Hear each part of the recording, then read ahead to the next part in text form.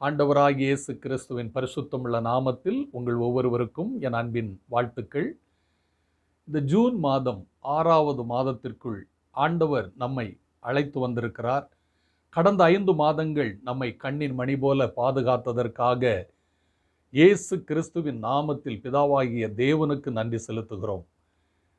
இந்த 6வது மாதமும் ஆண்டவருடைய பாதத்தில், ஆண்டவரே நீர் எங்களை எப்படி நடத்தப் போகிறீர் என்று உபவாசித்து ஜெபித்த போது ஆண்டவர் எனக்கு ஒரு வேத வசனத்தை காண்பித்தார். உபாகமம் 30ஆம் அதிகாரம் 20வது வசனத்தினுடைய பின்பகுதி, அவரே உனக்கு ஜீவனும் தீர்க்காயுசுமானவர்.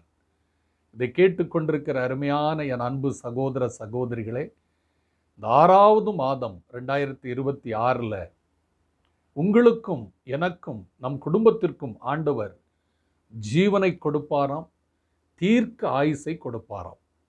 எனவே நீங்களும் நானும் சோர்ந்து போக வேண்டிய அவசியம் இல்லை. எப்பொழுது அவர் உங்களுக்கும் எனக்கும் ஜீவனையும் தீர்க்க ஆயுசையும் கொடுக்கிறார் என்றால், அங்கு வேதம் சொல்லுகிறது, நான் ஆபிரகாம் அழைத்தேன், ஈசாக்கு யாக்கோபையும் அழைத்தேன், ஒரு தேசத்தில் கொண்டு வந்து அவங்கள குடி வைத்தேன், அங்கே நீ நல்லா இருப்ப அப்படின்னு நான் ஆணையிட்டு கொடுத்த அந்த தேசத்தில் அவங்க நல்லா இருக்கும்படி அவங்க என்ன செய்யணும் அப்படின்னு ஆண்டவர் சொன்னார். முதலாவது, நீ என்ன அன்பு செய். 2வது ஆண்டவர் சொன்னார், என் சத்தத்திற்கு செவி கொடு. 3வது, என்னை பற்றிக்கொள், அப்பொழுது உனக்கு ஜீவனும் தீர்க்காயுசுமாய் இருப்பேன் என்றார். இதை கேட்டுக்கொண்டிருக்கிற அருமையான என் அன்பு சகோதர சகோதரிகளே, நீங்களும் நானும் 3 காரியத்தை செய்தால் போதும். 1, வானத்தையும் பூமியையும் படைத்த சர்வ வல்லமை உள்ள கடவுளை நாம் நேசிக்கணும். 2வது, அவர் சொன்ன வார்த்தைகள் எல்லாவற்றிற்கும் செவி கொடுக்கணும். 3வது, அவரை இறுக பற்றி கொள்ளணும். எந்த தேசத்தில் உங்கள் ஆண்டவர் உட்கார வைத்திருக்கிறாரோ, வேலையை கொடுத்திருக்கிறாரோ, குடும்பத்தை கொடுத்திருக்கிறாரோ, அந்த தேசத்தில் நீங்களும் நானும் பாதுகாப்பாக இருக்கும்படி அப்படி செய்ய வேண்டும். அப்பொழுது தான் ஆண்டவர் சொல்றார், அவரே உனக்கு ஜீவனும் தீர்க்காயுசும் ஆனவர். கவனித்து பார்த்தீர்களா? நீங்களும் நானும் ஜீவன் தப்ப வேண்டும். 2வது, தீர்க்க ஆயுசாய் சுகத்தோடு பலத்தோடு பாதுகாப்பாக இருக்க வேண்டும். ஆகையினால் நீங்களும் நானும் ஆண்டவருடைய சத்தத்திற்கு செவி கொடுத்து அவரில் அன்பு கூர்ந்து அவரை பற்றி கொள்ள வேண்டும். இன்றைக்கும் இதை கேட்டுக்கொண்டிருக்கிற அருமையான என் அன்பு சகோதர சகோதரிகளே, இந்த பைபிளில் இருந்து தேவனுடைய சத்தத்துக்கு கீழ்ப்படியாத ஒரு தீர்க்கதரிசியினுடைய நிலைமை என்ன, தேவனுடைய சத்தத்திற்கு கீழ்ப்படிந்து அவரை பற்றி கொண்ட ஒரு ராஜாவினுடைய நிலைமை என்ன அப்படிங்கிறத நான் பைபிளில் இருந்து சுருக்கமாக நான் சொல்லி உங்களுக்காக இந்த 6வது மாத ஆசீர்வாதத்திற்காக செபிக்க விரும்புகிறேன். முதலாவது, கீழ்ப்படிந்த ராஜா. தேவனுடைய சத்தத்திற்கும் அவருடைய வசனத்திற்கும் அவர் மீது அன்பு செலுத்தின ஒரு ராஜாவினுடைய நிலைமை என்ன அப்படின்னு நீங்கள் வேதத்தில் பார்க்கும்போது 2 நாள் ஆகமம் 32ஆம் அதிகாரம் முதல் 5 வசனத்தை பாருங்க. அங்கு சனகரிப் அப்படிங்கிற ஒரு மனிதன் அசிரியா தேசத்தை ஆளுகிறார். எசேக்கியா அப்படிங்கிற ஒரு ராஜா யூதயா தேசத்தை ஆளுகிறார். இந்த யூதா தேசத்தினுடைய ராஜா எசேக்கியாவுக்கு ஆலோசனை சொல்ல ஏசாயா தீர்க்கதரிசி இருக்கிறார். ஒரு முறை அசீரியா தேசத்து எதிரிகள் யூதா தேசத்து ராஜாவை எசேக்கியாவை எதிர்த்து வருகிறார்கள். அவங்கள உடைமைகளை எல்லாம் கொள்ளையடித்து அவங்களுடைய நாட்டை சூறையாடி வேட்டையாட வேண்டும் என்ற ஒரு எண்ணத்தில் வரும்பொழுது, அப்பொழுது ஜனங்களெல்லாம் பயப்படுறாங்க. அப்போ எசேக்கியா ராஜா தம் ஜனங்களை பார்த்து சொல்கிறாரு, நீங்கள் இந்த ஏராளமான கூட்டத்திற்கு பயப்படாதிருங்கள், கலங்காமல் இருங்கள். அவர்களோடு இருக்கிறவர்களை பார்க்கிலும் நம்மளோடு இருக்கிறவர்கள் அதிகம். அவர்கள் யுத்தம் பண்ணுவது மாம்சபயம், நம்மளோடு யுத்தம் பண்ணுகிறவர் கர்த்தருடைய புயம், எனவே அவர்களுக்கு பயப்படாதிருங்கள் என்று ஆறுதல் சொன்னான். ஜனங்கள் எல்லாரும் அந்த ஆறுதலை கேட்டு, வார்த்தையை கேட்டு நம்பினார்கள். அடுத்து தொடர்ந்து அங்கு வேத பகுதி, அந்த அதிகாரம் முழுவதும் நீங்க வாசிக்கும் போது, அந்த பிரச்சனை பெருசா போகும்போது எசேக்கியா ராஜா தீர்க்கதரிசி ஆகிய ஏசாயாவோடு இணைந்து கடவுளை நோக்கி அபயம் இடுகிறார், கதறுகிறார், கண்ணீர் வடிக்கிறார். ஆண்டவரே, ஏராளமான கூட்டமா இருக்கிறாங்க, இந்த அசீரியா சனகரிப்பின் ஆட்கள், நாங்க கொஞ்சம் கூட்டமா இருக்கிறோம். ஆண்டவரே, நீங்க எங்களை மேல் இரக்கம் வைங்க, இவர்களோடு எங்களோ யுத்தம் பண்ண வாங்க, எங்களுக்கு சப்போர்ட் பண்ண எங்களோடு நில்லுங்க ஆண்டவரேன்னு கதறுகிறார்கள். நடந்தது என்ன தெரியுமா? ஒரு தூதனை அனுப்பி சனகரிப்பினுடைய படை வீரர்கள் எல்லாவற்றையும் அழித்து போட்டார்கள், அவர்கள் எல்லாரும் ஓடி போனார்கள் என்று வேதம் சொல்லுகிறது. அது மட்டுமல்ல, அந்த சனகரிப் என்கிற ராஜா தன் கற்பப்பிறப்பான பிள்ளைகளாலேயே தன் நாட்டுக்கு ஓடிப்போன இடத்தில் வெட்டி போட அவன் கொலை பண்ணப்படுகிறான். இதை கேட்டுக்கொண்டிருக்கிற அருமையான என் அன்பு சகோதர சகோதரிகளே, ஒரு தூதன், இந்த ஏசாயா இறைவாக்கினர் இந்த எசேக்கியா ராஜாவோடு இணைந்து ஜெபித்த போது இறங்கி ஒரு இரவில் கொன்று போட்ட ஜனங்கள் எவ்வளவு தெரியுமா? 2 ராஜாக்கள் 19ஆம் அதிகாரம் 35வது வசனத்தை பாருங்கள். ஒரு தூதன் இறங்கி 1,85,000 பேரை கொன்று போட்டானாம். ஆச்சரியமா இருக்கிறது இல்லையா? இதை கேட்டுக்கொண்டிருக்கிற அருமையான என் அன்பு சகோதர சகோதரிகளே, நீங்களும் நானும் இந்த மாதம் எதை குறித்தும் பயப்பட வேண்டியதில்லை. உங்களுக்கு முன்பதாக, உங்களுக்கு பின்பதாக பகைவர்கள், சத்துருக்கள் இருக்கலாம், தேவைகள் இருக்கலாம், வியாதிகள் இருக்கலாம், ஒருவேளை வறுமைகள் இருக்கலாம், போராட்டங்கள் இருக்கலாம். அந்த ஏராளமான தேவைகள், பயங்கரத்தை பார்த்து பயப்படாதிருங்கள்.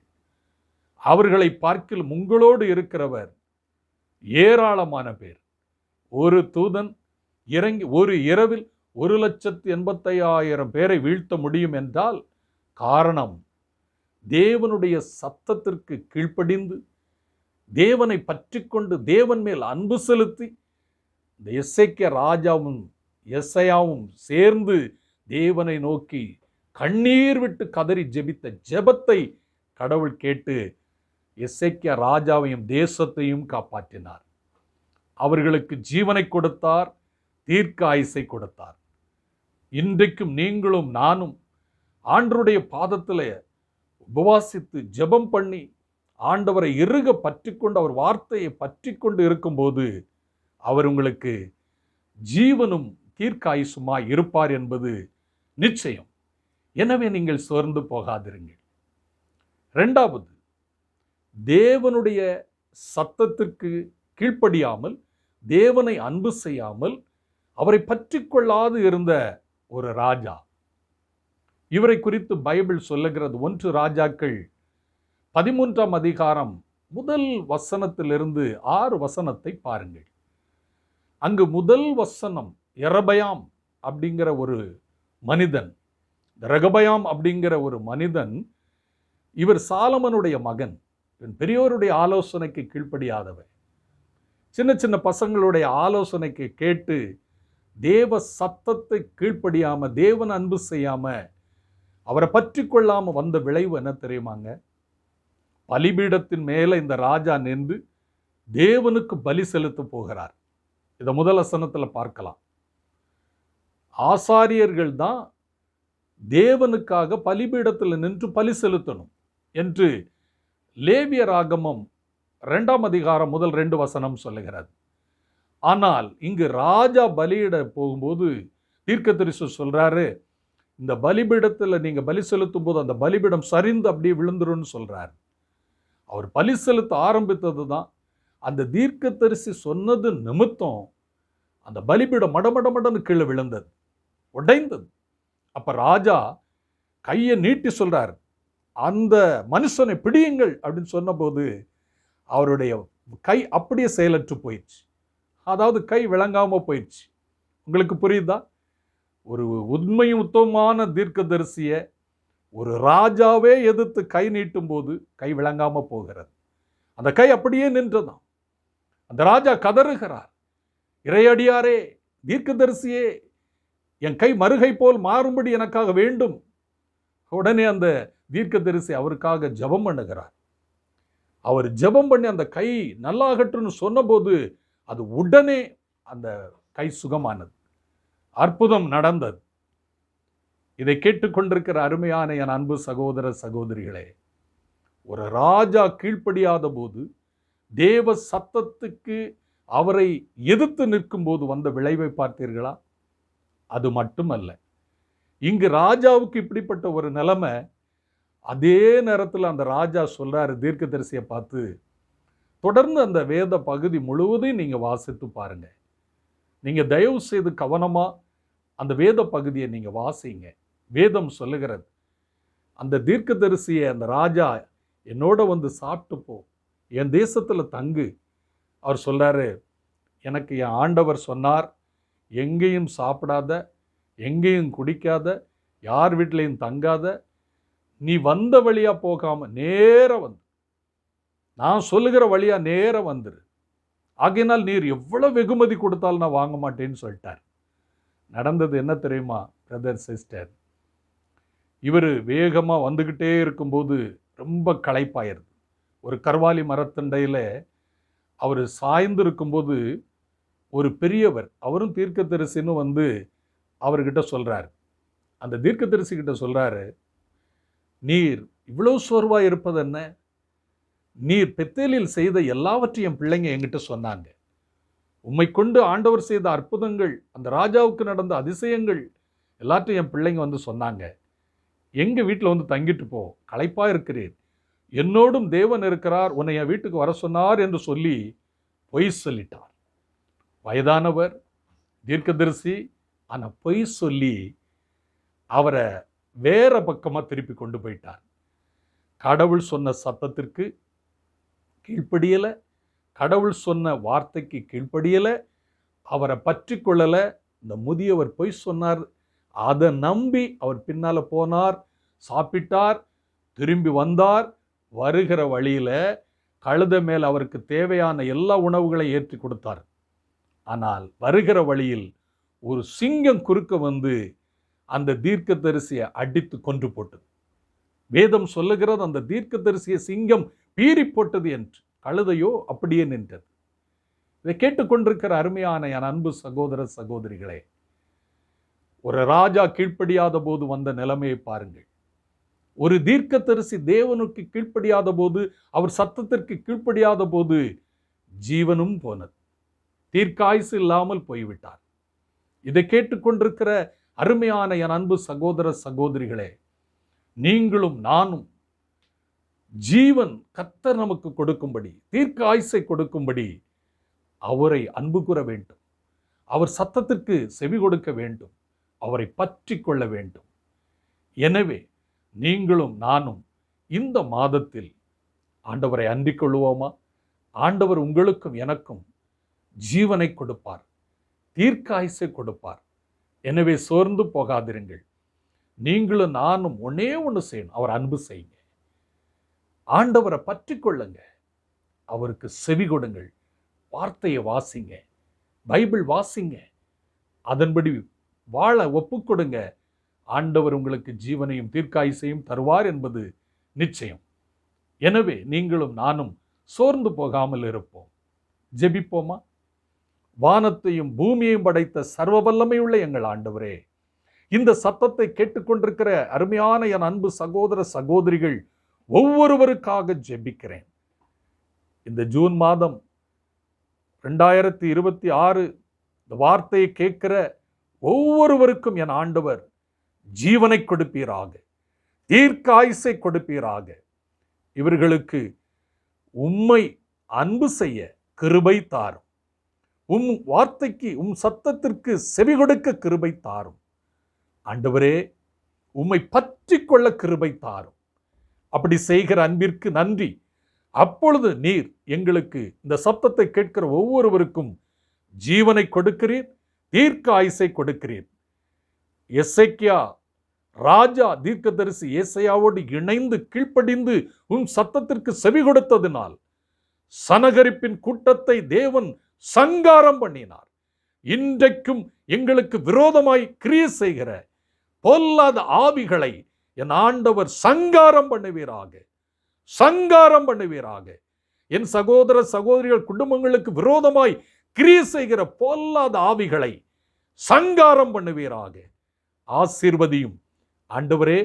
உம்முடைய வார்த்தைக்கு கீழ்ப்படியாத ராஜா ரெகொபெயாம், அந்த யெரொபெயாம் நீர் சங்காரம் பண்ண நினைத்த போது, கை விளங்காது போக நினைத்த போது, மறுபடியும் அந்த தீர்க்கதரிசி ஜெபித்த போது அவர் மூடத்தனம் மாறியது, கை மறுகை போல் சுகமானது. அதே தீர்க்கதரிசியும் உம்முடைய சத்தத்திற்கு கீழ்ப்படியாமல், ஆண்டவரே உம்முடைய வார்த்தைக்கு செவி கொடாமல், உம்மை நேசிக்காமல் ஒரு பொய் சொன்ன ஒரு வயதானவர் பின்னால் போகும்போது சிங்கம் அவரை பீறி போட்டது. தீர்க்கதரிசியினுடைய நிலைமையே இந்த நிலைமை என்றால், ஆண்டவரே நாங்கள் உமக்கு முன்பாக எங்களை தாழ்த்துகிறோம். எங்களுக்கு கிருபை தாரும், ஞானம் தாரும், அறிவு தாரும், பலன் தாரும். உம்முடைய சத்தத்திற்கு கீழ்ப்படியக்கூடிய கிருபையின் மேல் கிருபையை தாரும். அப்படி தருகிற அன்பிற்கு நன்றி. இந்த மாதம் முழுவதும் அற்புதமாய் எங்கள் குடும்பங்களை, இந்த சப்தத்தை கேட்கிற யாவரையும் ஆசீர்வதியும். யோவான் 3:30 ஆண்டவர் இயேசு கிறிஸ்து என்னில் பெருக நான் குறைய, ஜெபமே என் வாழ்வு, சுவிசேஷமே என் பாரமாய் இருக்கும்படி ஜெபிக்கிறேன். இயேசு கிறிஸ்துவின் நாமத்தில் அவரே எங்களுக்கு ஜீவனும் தீர்க்காயுசுமாய் இருக்க வேண்டும் என்று ஆசீர்வதித்து அர்ப்பணித்து ஜெபிக்கிறேன். இயேசுவின் நாமத்தில் பிதாவே. ஆமென், ஆமென். God bless you.